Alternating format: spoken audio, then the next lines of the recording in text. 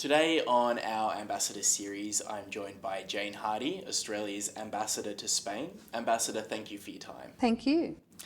Could you give us a snapshot of Australia's relationship with Spain and the key priorities of the Australian Embassy in Madrid? Yes, certainly. Our relationship developed rapidly after the 1970s when we established diplomatic relations after Spain's transition to democracy. And now we have a very strong relationship on the defence side in particular, and very rapidly growing commercial ties. The Spanish are interested in Australia. They think we have insights to offer on this important region. They understand the Indo-Pacific and the significance globally of countries in our region. And they also think that we're a Western country in this region with very strong relationships. They observe those and they want to emulate us in some ways on that front. We have commercial ties. They've been through a very bad recession. They're coming out of it. And part of that success story is their overseas trade, investment and their commercial ties, including with Australia. And do you realise that last year, in 2013, an average of one Spanish company per month established a presence in Australia? That's the rate of entry into this market by Spanish companies. So that's a significant development. At the political level, we're very like-minded and we work together in the UN on a wide range of issues.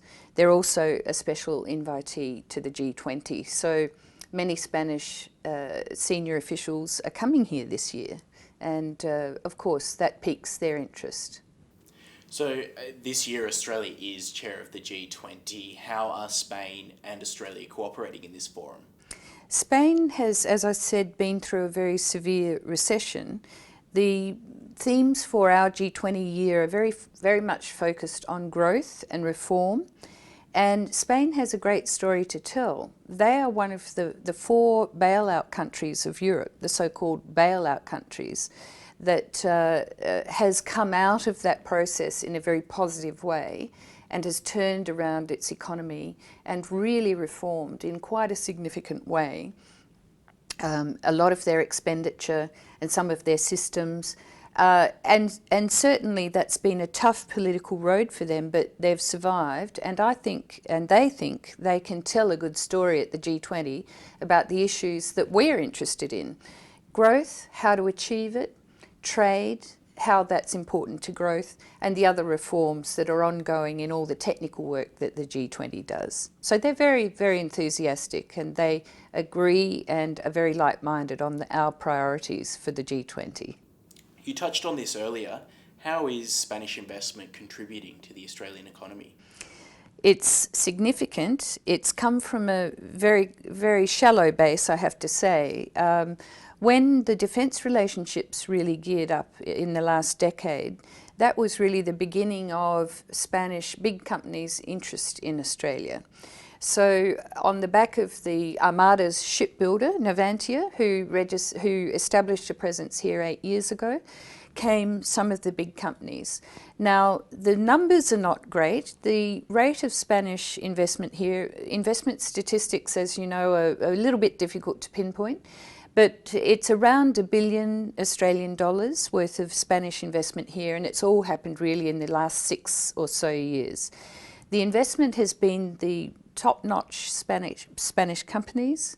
They are companies who have developed expertise on a global scale in construction, transport and technology related to construction and transport, and in energy.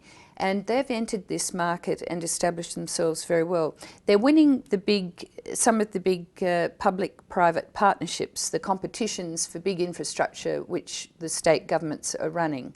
Some of the Spanish firms have notched up quite some success in winning those big projects. And it's a win for Australia because they're doing it in a very cost-effective way. They're winning an open competition, providing infrastructure that we need. So it's a very complementary relationship. We need it and they have the goods to offer. That's the way I'd say Spain and the Spanish companies are helping our economy. And they value it obviously also. Could you discuss the increasingly close defence ties between Australia and Spain? Yes, these ties developed on the back of a very strong relationship in defence materiel. Spain has one of the world's great shipbuilding companies called Navantia.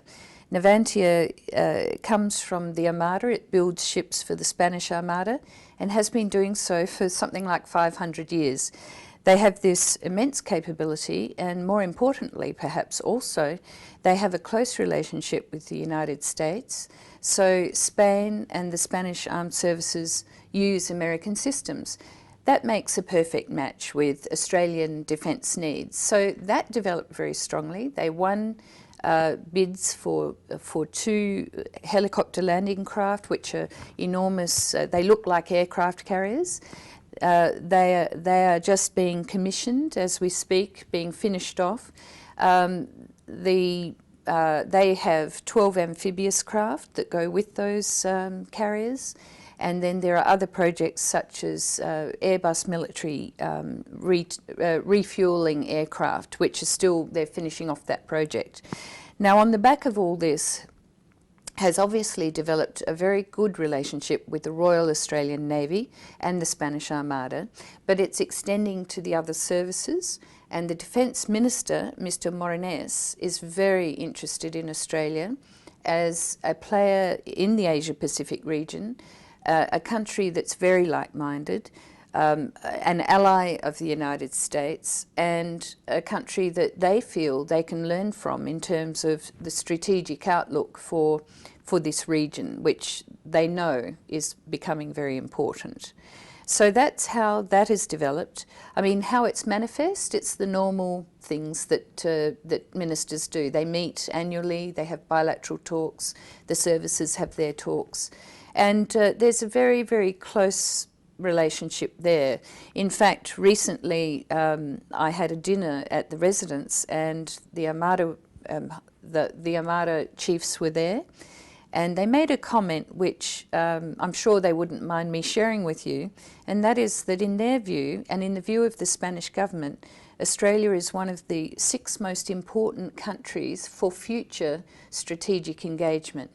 So how that will develop, we're not sure, but it'll be through the normal kinds of diplomatic and political ties which are becoming closer. How does the Australian Embassy in Madrid promote Australia's image in Spain?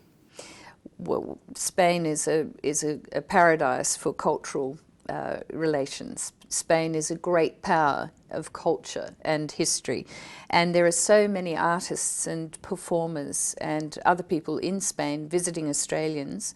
We have a modest public diplomacy program, but what we try and do with that is to work with the professionals, the big galleries, the performing arts organisations who do these things so well. And we use social media, so we have a Facebook page, and we're always trying to, and we don't have to try very hard, we have a lot of interest in that Facebook page. Really, our job is to help people who are professionals who do this at a world-class level to do their job. So we like to play that role of, if you like, enabling. And the Prado Museum, for example, has just opened a fabulous exhibition at the National Gallery of Victoria in Melbourne, 100 masterpieces from the Prado's Italian collection. We could never do that. You know, governments don't do these things. The arts professionals do them, and we just enable them. Another example, the Adelaide Guitar Festival, which has become a very highly regarded feature on the international music stage. We helped develop a link to the Cordoba Guitar Festival. Cordoba's in the south of Spain. It's really the epicenter for Spanish classical guitar.